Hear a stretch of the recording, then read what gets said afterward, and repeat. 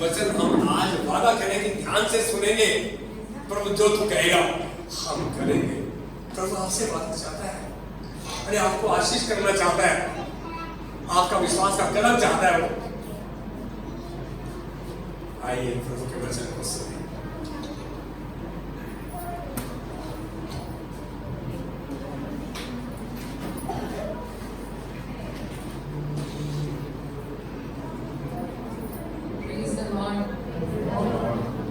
परमेश्वर के नाम की महिमा हो कि वो हमें गवाह बनाता है, और जो गवाह नहीं है वो इस बात की प्रार्थना करें कि वो हर एक जन को उठाए, ताकि वो परमेश्वर का बहुत बड़ा गवाह है। आमीन। क्या आप खुश हैं आज? हमें खुश होना है क्योंकि हमने गीत गाया, हम आनंदित हैं। तो क्यों ना हम आनंदित हों, क्योंकि जहाँ 2 या 3 इकट्ठे होते हैं परमेश्वर की उपस्थिति जरूर होती है वहाँ। हम में से कितने लोग ऐसे हैं जो परमेश्वर से क्वेश्चनिंग करते हैं, उससे प्रश्न पूछते हैं? ऐसा कोई भी नहीं है जो नहीं पूछता। ऐसा कोई है जो नहीं पूछता? हम सब उससे क्वेश्चनिंग करते हैं, हम सब पूछते हैं परमेश्वर क्यों, व्हाई। हम सब ऐसा कहते हैं कि नहीं? हम कहते हैं परमेश्वर हमने तो तेरा हम इतने सालों से चर्च जा रहे हैं, इतने बड़े विश्वासी हैं, तो हमसे क्यों हमारी परीक्षा लेता है? तूने जो होना था, जो गलत होना था, तूने वो होने क्यों दिया? ऐसा हम कहते हैं, चाहे हम जोर से नहीं कहते, लेकिन हम अपने मन में ऐसा कभी ना कभी हर समय कहते हैं ऐसा कि हमारा जो क्यों है परमेश्वर से वो क्या है। क्योंकि हर चीज जो हैपन होती है, जो घटती है, वो परमेश्वर उसको जानता है। हम इस बात से आगाह हो, क्योंकि वचन हमें ऐसा सिखाता है।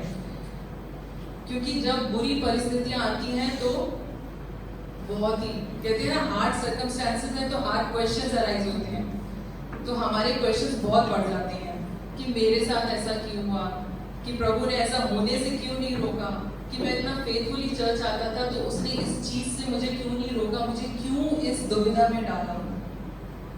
तो इस क्यों का जवाब जानते हैं आप?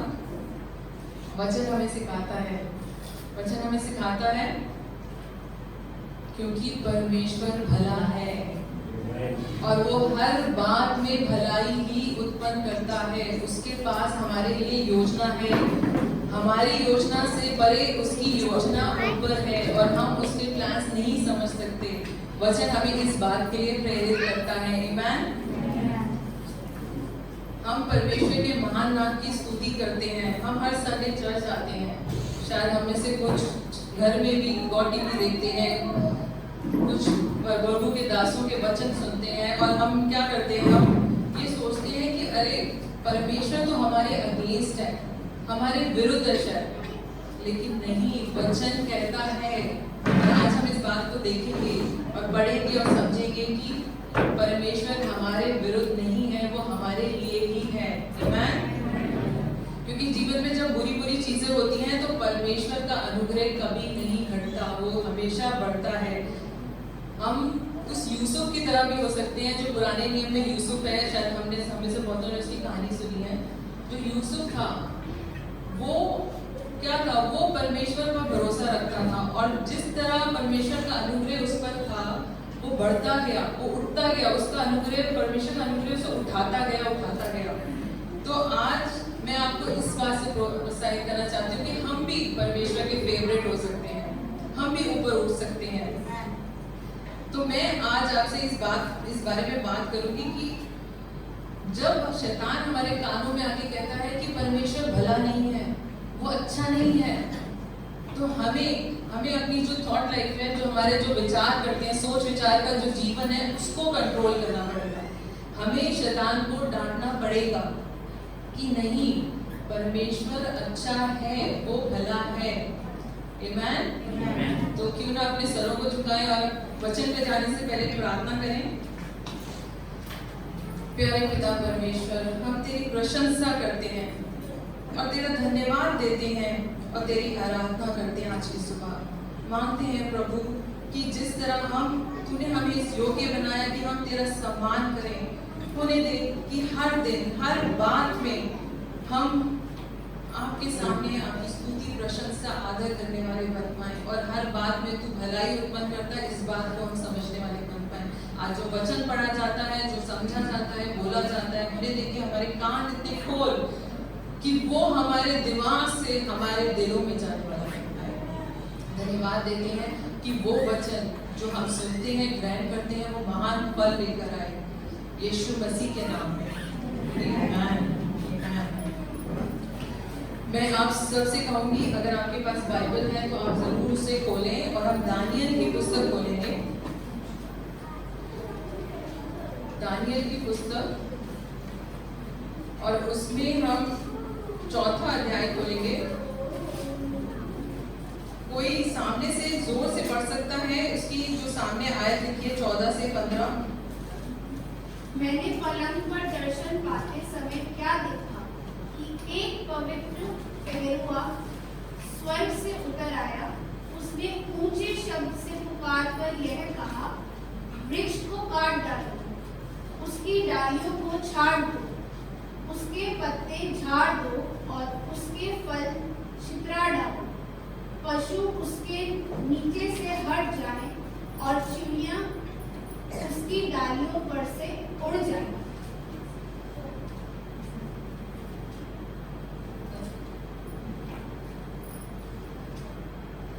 तो भी उसके ठंड को जड़ समेत भूमि में छोड़ो और उसको लोहे और पीतल के बंधन से बांधकर मैदान की हरी घास के बीच रहने दो।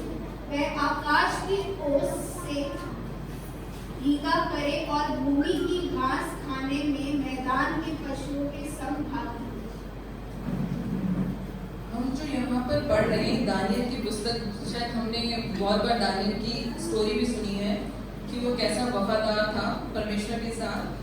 तो मैं आपको थोड़ा सा डिटेल दूंगी। अगर ये हमने 14-15 पढ़ी है, अगर हम इससे पहले अगर हम पढ़ते हैं, अगर आप बाइबल में देखेंगे, आप घर जाके देख सकते हैं उसको, कि परमेश्वर ने कि एक राजा था नबूकदनेस्सर, और उसके साथ क्या हुआ था। तो 10 और 12 में उसका रेफरेंस दिया हुआ है। उसमें लिखा है कि वो ऐसे समय से गुजरा जब परमेश्वर ने दानियल को दिखाया कि एक बहुत ही सुंदर पेड़, ये मैं पेड़ की फोटो आपको दिखा रही हूँ, एक बहुत ही सुंदर पेड़ के बारे में दर्शन दिया।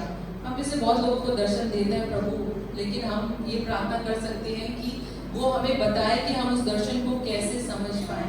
हमें प्रार्थना करनी चाहिए इस चीज के लिए। तो ये जो दर्शन दिया था परमेश्वर ने उसे, तो ये एक विशाल वृक्ष था जो बहुत ही फल फूल रहा था, जिस तरह इस आयत में लिखा है, और वो इतना विशाल था, इतना बड़ा था कि आकाश तक उसकी पत्तियां जा रही थी और वो छू रहा था, और उसकी शाखाएं दूर दूर तक पहुंच गई थी। तो हमें वो बताता है कि जो दर्शन दिया था उसमें हम नहीं इमेजिन कर सकते कि उसमें क्या था। उसमें जो हम ये पिक्चराइज करके दिखा रहे हैं ये हमारी इमेजिनेशन है, बट बाइबल में जो लिखा हुआ है वो इससे कहीं ऊपर है कि जब परमेश्वर दर्शन देता है तो वो बहुत ही आश्चर्यचकित होता है। तो उस वृक्ष पर पक्षियों ने अपना घोंसला बना दिया, इसमें लिखा है, और अंत में उन सभी पशु पक्षी को भी भोजन दिया गया। और नीचे अगर आप देखेंगे तो बहुत सारे पशु खड़े हुए हैं, और इसमें एक चीज थी कि ये बहुत ही अविश्वसनीय था, मतलब हमारी सोच से परे था, समृद्धि थी, और ये सफलता का संकेत था।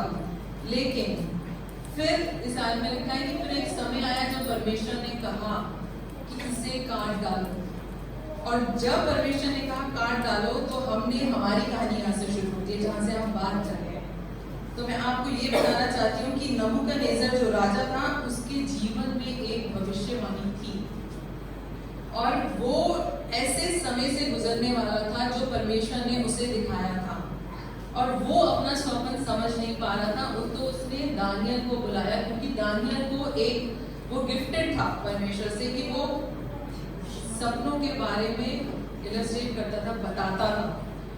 तो जब यहाँ परमेश्वर ने उस चीज के बारे में बताया कि जो हम कल्पना भी नहीं कर सकते, तो एक समय जब आया जब पेड़ काटे जाने वाला था। आप यहाँ ध्यान दें, यहाँ पर लिखा है परमेश्वर ने कहा कि वो जो पेड़ था उसको काट दो और वहां पर एक ठूंठ रह जाएगा। इंग्लिश में से हम कहते हैं स्टम्प। तो ये जो ठूंठ है जो ऊपर से पूरा कट गया, कितना विशाल है, इसकी जड़ें अगर आप देखें तो ये मैदान में या जमीन के नीचे तक जा रही है।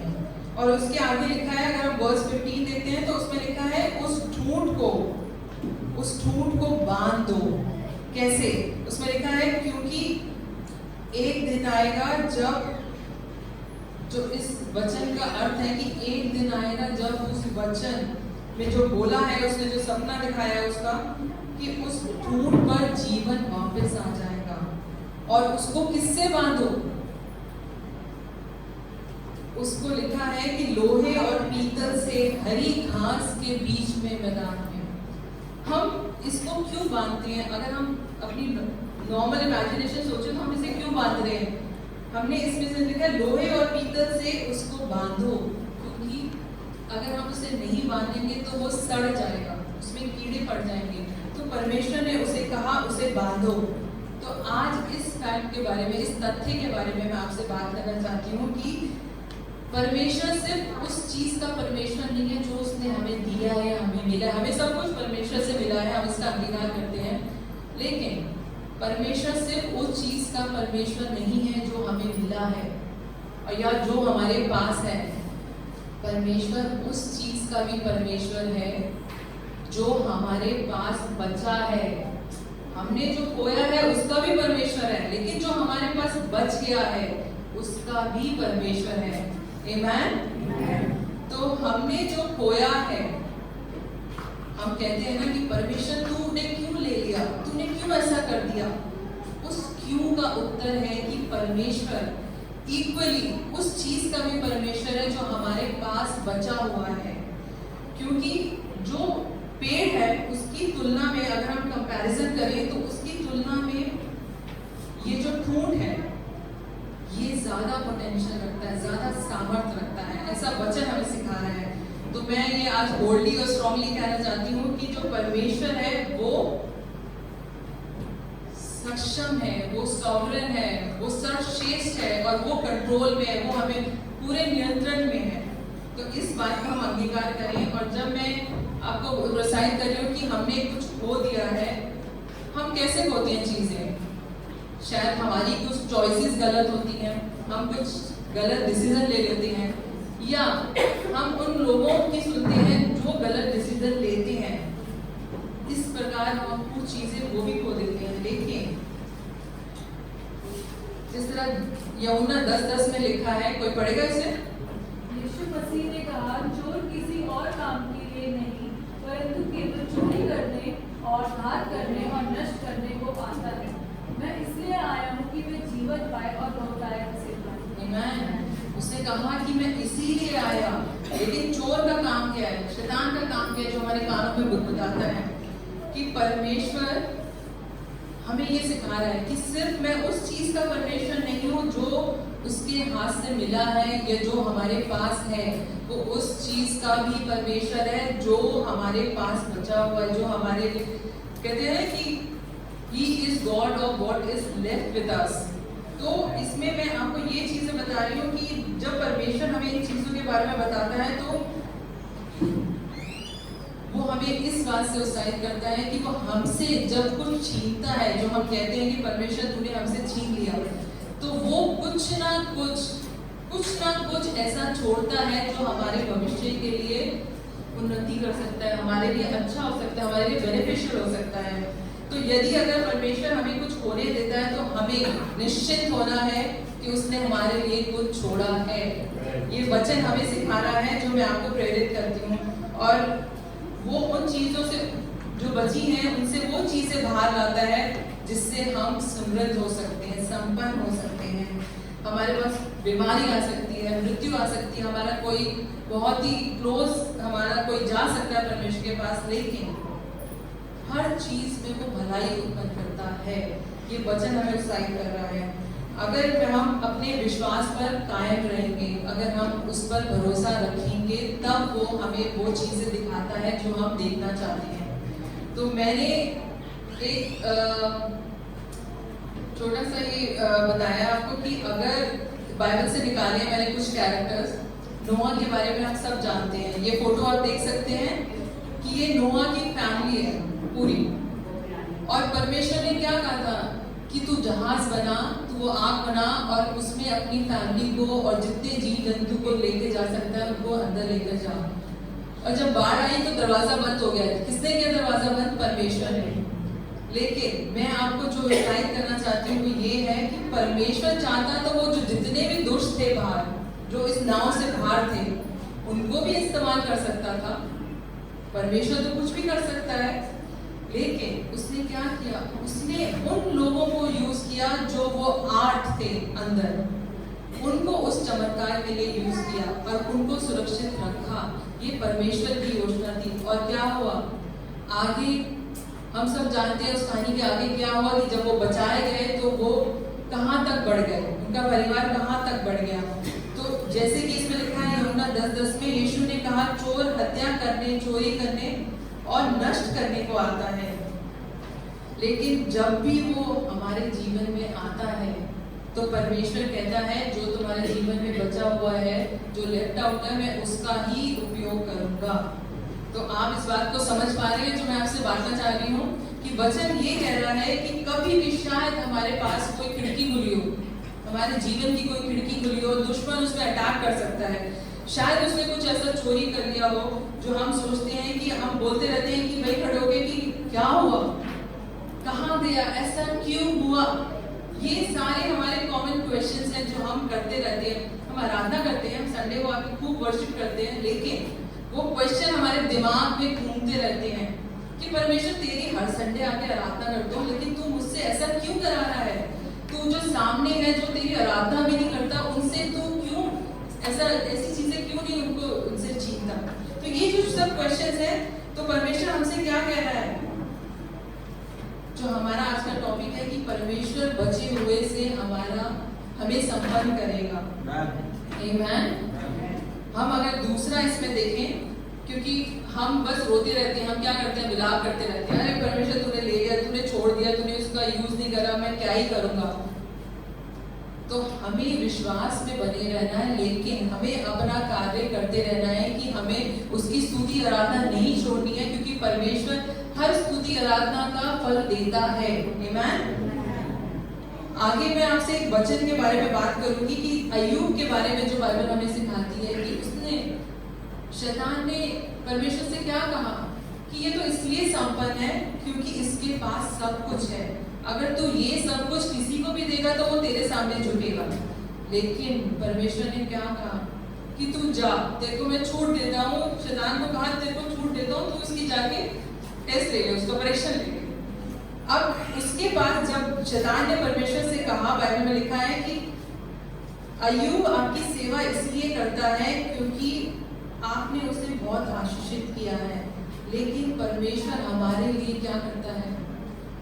जब परमेश्वर ने कहा कि हाँ तो उसका परीक्षण ले ले, तो उसने अय्यूब के आसपास, आपको पता है, एक हेज बनाया, एक बाड़ा बनाया, जैसे उसे कवर करने के लिए।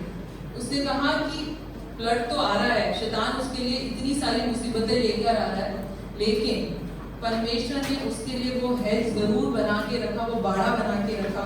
और परमेश्वर ने क्या कहा? पहले उसने कहा, उसमें लिखा है कि तू उसका सारा सामान ले सकता है, लेकिन तू उसको शरीर को छू नहीं सकता। शैतान ने वो भी ट्राई किया, सब कुछ ले लिया, उसके सारे मवेशी सारा ले लिया, लेकिन शैतान फिर लौट के परमेश्वर के पास आया। उसने कहा कि अगर तू मुझे इसका शरीर छूने दे, जिसके लिए परमेश्वर ने मना किया, लेकिन परमेश्वर कहता है चल मैं ये भी तेरे को देता हूँ, तू उसका शरीर छू ले, लेकिन उसकी सांस तू मत लेना। तो क्या हमने इसमें समझा कि परमेश्वर कुछ ना कुछ तो छोड़ता है, हमें बिल्कुल अकेला नहीं छोड़ता, वो हमारे लिए कुछ ना कुछ छोड़ता है, उसकी योजना हम नहीं समझ पाते। और अय्यूब ने आगे क्या इसमें कहा कि यहोवा जब उसका छीन गया तो ये क्या कहा गया? कोई पढ़ेगा? यहोवा ने दिया और यहोवा ही ने लिया, यहोवा का नाम धन्य है। वो धन्य कह रहा था, वो कह रहा था यहोवा ने तो दिया, हम भी मानते हैं यहोवा ने सब कुछ दिया, लेकिन उसने कहा उसी ने ले लिया, फिर भी उसका नाम धन्य है।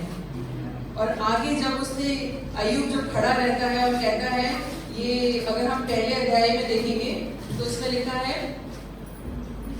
पढ़ेंगे आप? मुझे तो निश्चय है कि मेरा छुड़ाने वाला जीवित है और खड़े, और वह अंत में पृथ्वी पर खड़ा होगा। आमीन। वो खड़ा रहेगा हमारे लिए, ऐसा अय्यूब ने जब कहा इसमें। मैं आपको कहना चाहती हूँ कि लॉस तो हमेशा पेनफुल होता है, चाहे किसी भी चीज का हो, हमेशा हमें पेन देके जाता है, लेकिन जो बच जाता है, what is left is powerful. ये वचन कह रहा है कि नुकसान तो दर्दनाक है, लेकिन जो बचा है वो बहुत ही शक्तिशाली है। और अय्यूब के पास क्या बचा था? कोई बता सकता है क्या बचा था उसके पास? जब उसका सब कुछ छीन लिया, उसके पास इतनी बीमारियां आ गई, उसके दोस्त उसको छोड़ गए, उसकी पत्नी ने उसको धिक्कारा, तो उसके पास क्या बचा? कोई भी बोले क्या बचा उसके पास? उसकी सांस बची, लेकिन उसके साथ उसका परमेश्वर पर से विश्वास नहीं हटा, सिर्फ विश्वास उसके पास था। तो मैं आज आपको इस बात से उत्साहित कर रही हूँ कि बाइबल की चीजें, बाइबल के कैरेक्टर्स पढ़ने में, सुनने में बहुत आसान है, लेकिन जब हम उसमें पढ़ते हैं, जानते हैं, पहचानते हैं, तो हमें पता लगता है वो भी आम इंसान था, लेकिन वो खास इसलिए था क्योंकि परमेश्वर पर विश्वास रखता था और परमेश्वर का अनुग्रह उसमें था। तो क्या हम परमेश्वर के अनुग्रह में नहीं आ सकते? हम भी उसके बहुत फेवरेट हो सकते हैं अगर हम इन चीजों को माने और परमेश्वर के वचन पे चले। एक ट्रांसलेशन में वहां कहा गया था कि, मैंने जब पढ़ा इसमें लिखा था कि even heaven can't destroy my confidence in God. यहाँ तक कि स्वर्ग की कोई ताकत भी परमेश्वर पर विश्वास रखने से मुझे नहीं रोक सकती, ऐसा अय्यूब ने कहा। और उसमें ये लिखा था कि स्वर्ग भी परमेश्वर पर मेरे विश्वास को हिला नहीं सकता। और क्या हुआ एंड में? वो सोने की तरह बाहर आया। कितना आशीषित हुआ वो, जस्ट बिकॉज उसका विश्वास था, ही ट्रस्टेड गॉड। तो क्या हम हालेलुया कह सकते हैं इस चीज के लिए? हालेलुया। परमेश्वर हमें हर चीज से उत्साहित करता है। मैं आपको एक चीज दिखाना चाहती हूँ। ये वचन अगर आप पढ़ेंगे, ये न्यायों की किताब है, इसका 7 का 7। कोई ऐसा जिसने ना पढ़ा हो वचन, वो पढ़े प्लीज अभी। तब यहोवा ने गिदोन से कहा, इन 300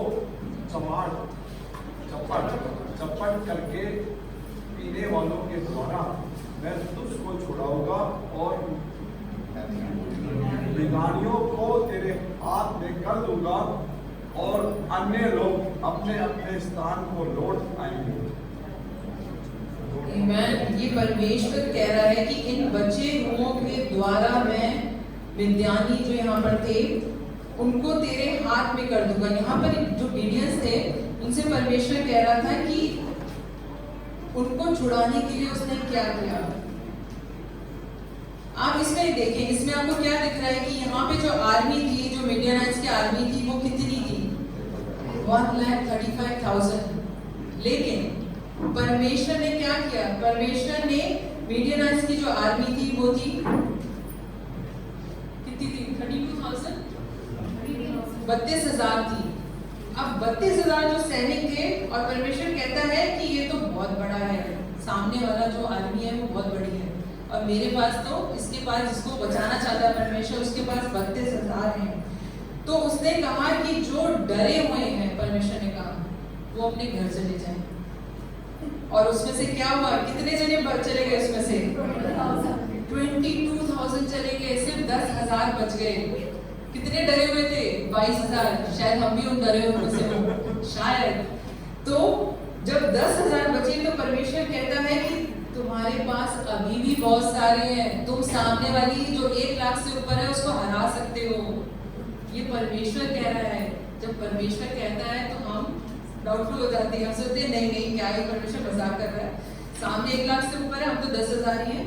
लेकिन परमेश्वर ने आगे क्या कहा कि कि तुम्हारे पास अभी भी बहुत सारे हैं और उसमें से 9,700 एक टेस्ट में से गुजरते हैं, फेल हो जाते हैं। और कितने बच गए? 300 कितने होते हैं? कुछ भी नहीं होते 300 तो।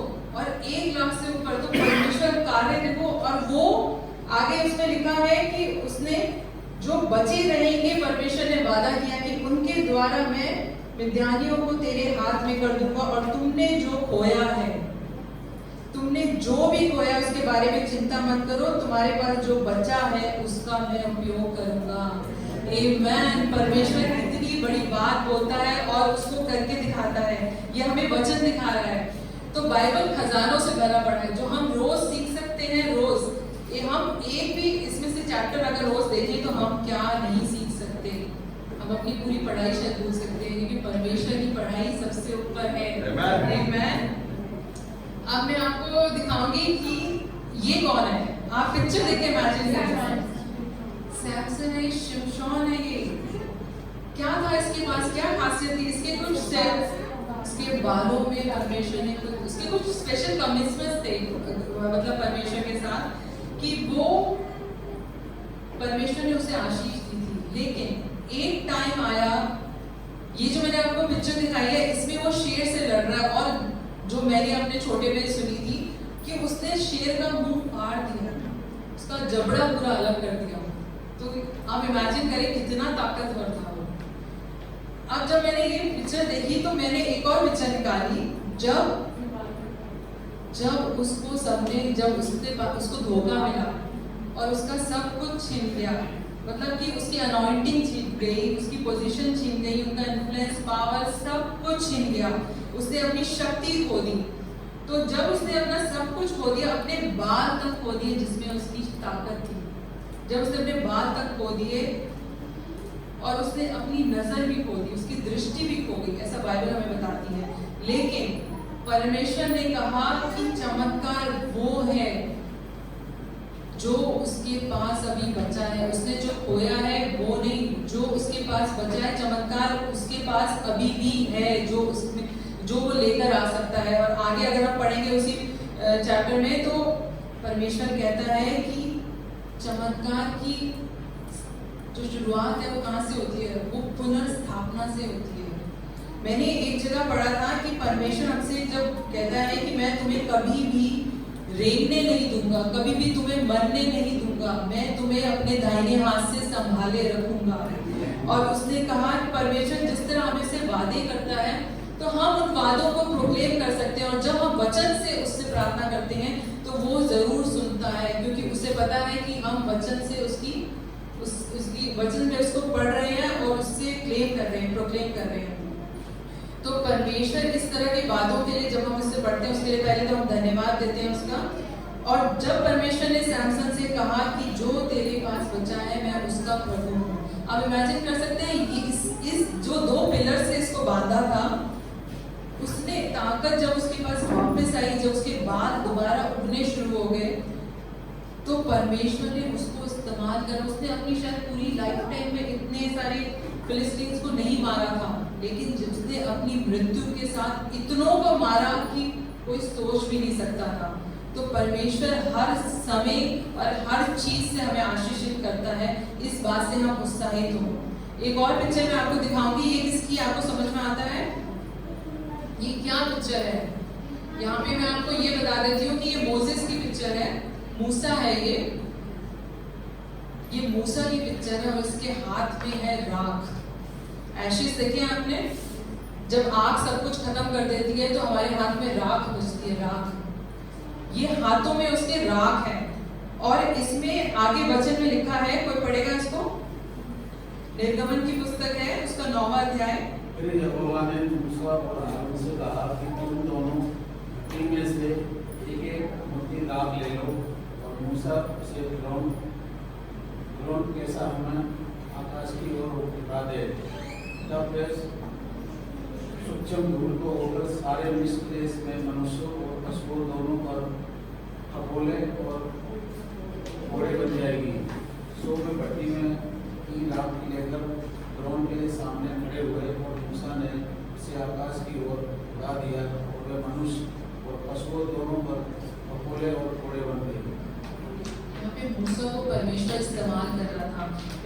पे आपको बताऊं तो उसने क्या किया, मूसा से कहा कि मुट्ठी भर राख ले और उसे आकाश की ओर, परमेश्वर की ओर फेंक दे।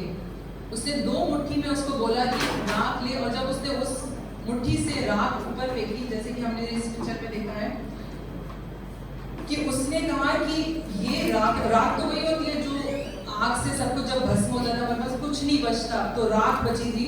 और उसने कहा इस राख को तू मेरे तरफ फेंक दे, और परमेश्वर ने कहा कि तू मुझे इसे दे दे।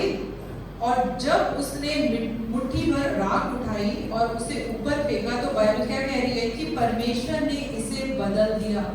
और जब राख नीचे आई तो राख से भरे 2 हाथों ने पूरे इजिप्ट को, पूरे मिस्र देश को, पूरी इजिप्शियन आर्मी को फोड़ों से भर दिया, क्योंकि यहाँ वो मूसा को इस्तेमाल कर रहा था और मूसा को अपनी सामर्थ दिखा रहा था कि वो लोगों को दिखाए कि परमेश्वर कितना महान है।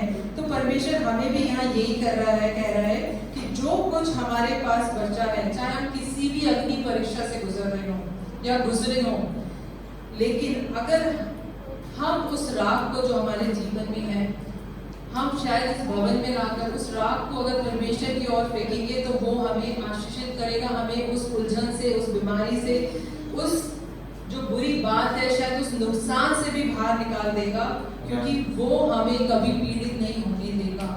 आमेन। क्या हम जोर से आमेन कह सकते हैं? आमेन। क्योंकि हम जिस किसी भी चीज से गुजरे हैं, उसी राख के साथ हम परमेश्वर के पास आ सकते हैं। और ये बहुत ही अजीब सी बात होती है कि हम में से बहुत लोग थक गए हैं, टूट गए हैं, निराश हैं। वो कहते हैं कि परमेश्वर, हमने तो हार मान लिया, अब जो तेरी मर्जी है वो कर।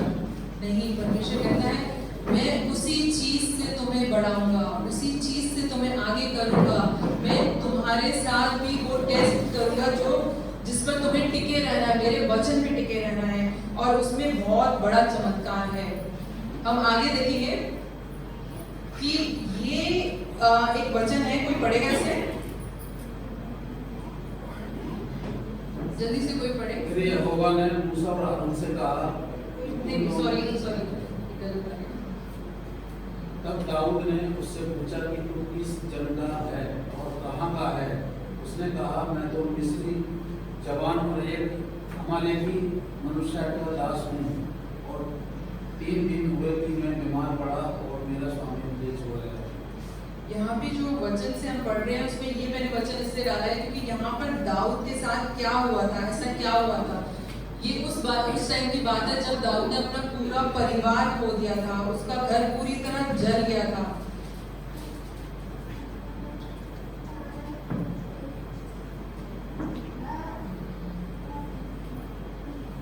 ये एक पिक्चर मैंने बनाई है जिसमें दाऊद का पूरा घर जल गया था और उसमें उसके पास कुछ भी नहीं बचा था। और बाइबल कहती है कि उसने प्रार्थना की और कहा कि परमेश्वर, क्या मैं दुश्मन के पीछे जाऊं? और परमेश्वर ने उससे कहा जा। उसको नहीं पता था कि कहाँ जाना है, लेकिन जब उसने परमेश्वर से पूछा तो वो ये भी नहीं जानता था कि कहाँ जाना है, वो बस निकल पड़ता है। और क्योंकि वो नहीं जानता था कि वे कहाँ हैं, बाइबल कहती है कि वो एक आदमी से मिला, जो हमने इस वचन में पढ़ा। अगर हम इसको पढ़ेंगे, आप इसे पढ़ेंगे प्लीज। तब दाऊद ने उससे पूछा, तू किस जन का है और कहाँ का है? उसने कहा, मैं तो मिस्री जवान और एक अमालेकी मनुष्य का दास हूँ, और 3 दिन हुए कि मैं बीमार पड़ा और मेरा स्वामी मुझे छोड़ गया। मुझे छोड़ गया मतलब उसके पास कुछ नहीं बचा था। उसके पास क्या ही बचा था? जो यहाँ पढ़ रहे हैं उसमें लिखा था, जो कुछ उसने छोड़ा था उसके द्वारा ही बहुत बड़ा चमत्कार हुआ। यहाँ पर एक जो ये मिस्री था, एक जो मिस्र देश का था, और वो पीछे छूट गया था, और वो ही कारण बना दाऊद की परिवार की बहाली का, कि दाऊद फिर से कैसे बहाल हुआ, कैसे चमत्कार हुआ और सब कुछ बदल गया। जो सब कुछ चला गया था वो उसे वापस मिल गया। और बाइबल कहती है कि इसके अलावा भी जो भी उसके पास हमले से बचा था, उस बचे हुए से, जिस तरह की मैंने आपको साइड करा कि दुश्मन एक बाढ़ की तरह आता है, लेकिन परमेश्वर ने उसके लिए बाड़ा बना रखा था, और वो बाड़ा जिसे वो खड़ा करता है, कोई भी जन पीछे नहीं छूट सकता। आमेन, आमेन। क्योंकि अगली कहानी में आपको ये सिखा रही हूँ, ये बहुत हमने कॉमन कहानी सुनी है काफी टाइम। ये एक लहू बहने वाली महिला की कहानी है, जिसमें मरकुस की किताब में लिखा है, इसके 5:25 में हम इसे पढ़ेंगे नहीं, अगर आप इसे घर जाके पढ़ेंगे तो इसमें लिखा है कि उसने अपना सब कुछ खर्च कर दिया, उसके पास जो कुछ था उसने सब खो दिया, उसका परिवार, उसका स्वास्थ्य, उसकी खुशी, उसका पैसा, और उसने जो कुछ खोया था उसके बावजूद उसके पास कुछ बचा था। और वो क्या बचा था? जब उसने यीशु मसीह को देखा तो उसने कहा मैं जाकर उसके कपड़े का कोना ही छू लूं, ये बचा था उसके पास। और जब उसने छुआ तो हम सब जानते हैं कि वो चंगी हो गई, जो 12 साल से पीड़ित थी वो चंगी हो गई। आमेन। कितनी बड़ी बात है। ये पिक्चर है, इसको देख के आप कुछ इमेजिन कर सकते हैं। ये दूसरे राजा में कहानी है एक विधवा स्त्री की, कि जब भविष्यद्वक्ता एलिया ने उससे आकर कहा कि तेरे घर में क्या बचा है, उसके घर में क्या बचा था।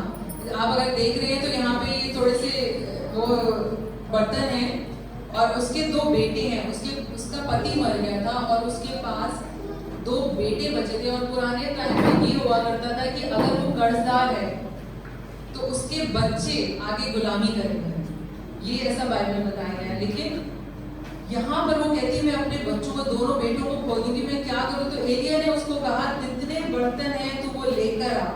और उसने क्या किया कि उन बर्तनों में जब वो तेल डालती गई, जब तक बर्तन नहीं खत्म हुआ वो तेल नहीं खत्म हुआ। तो क्या ही बचा है हमारे पास? क्या हम उस औरत की तरह हो सकते हैं जो अपने बेटों के लिए सोच रही थी? इसमें लिखा है कि भविष्यद्वक्ता एलिया ने भविष्यवाणी करी और उसके पास क्या है, और उसके पास जो था वो उसके लिए पर्याप्त था, उसके लिए वो थोड़ा सा तेल ही पर्याप्त था। आमेन। तो हर चीज को प्रोड्यूस करने के लिए परमेश्वर ने जो हमारे पास छोड़ा है वो पर्याप्त है। अब मैं आपसे क्वेश्चन पूछती हूँ, Have you got anything left? क्या आपके पास कुछ बचा है? हम सबके पास परेशानियां हैं, लेकिन वचन ये भी कहता है कि परेशान मत हो, चिंता मत करो। लेकिन क्या हमारे पास कुछ बचा है? क्या हम ये अपने आप से क्वेश्चन कर सकते हैं? क्योंकि शायद हम में से कोई है जो बहुत बड़े नुकसान से गुजरा है, शायद बहुत बड़ी ऐसी कोई उसकी आदत थी, लत थी, जिससे वो बाहर निकला है, या कोई ऐसी बीमारी थी जिससे वो बाहर आया है या गुजर रहा है। लेकिन हमारे पास बचा क्या है? हमारे पास एक चुनाव करने का समय है कि हमें समझदारी से परमेश्वर के वचन को ग्रहण करना है और उस पर चलना है। मैं आपको प्रोत्साहित करती हूँ कि जब हम बाइबल पढ़ते हैं तो हम इस बात के लिए प्रार्थना करें पढ़ने से पहले कि परमेश्वर इस वचन की समझ तो मेरे दिमाग में डाल कि मैं अपने दिल तक लेकर जाऊं और वो तेरे लिए महान करता है, मेरी महिमा नहीं तेरी महिमा होने पाए। आमेन। तो मैं आज जो ये सिंपल सा मैसेज आपके लिए लेकर आई हूँ कि परमेश्वर ने जो मुझे मेरे दिल में डाला कि मैं आपसे इस बारे में बात करूं कि हमारे पास जो कुछ है या जो हमने खोया है या जो हमारे पास बचा है वो हर चीज का परमेश्वर है। वो सिर्फ जो मिला है उसका नहीं है, जो हमने खोया है उसका भी है, जो बचा है उसका भी परमेश्वर है। लेकिन परमेश्वर हमारे जीवन में जब भी कुछ छोड़ता है तो वो उसकी मर्जी, उसकी योजना है हमारे जीवन में कि हमने कितने हम विश्वास में खड़े रह सकते हैं तत्पर। तो मैं आपको प्रोत्साहित कर रही हूँ कि आप इस चीज को अंगीकार करें। और अब मैं आपके सामने एक वचन लेकर आती हूँ कि ये वचन हम सारे अभी जोर से पढ़ेंगे क्योंकि हम इसे ग्रहण करना चाहते हैं इस वचन को। तो क्या आप मेरे साथ इसको पढ़ेंगे? ये है अय्यूब का 8 और 7 और हमें इसे जॉय के साथ रिसीव करना है। वर्ड ऑफ गॉड है। चाहे तेरा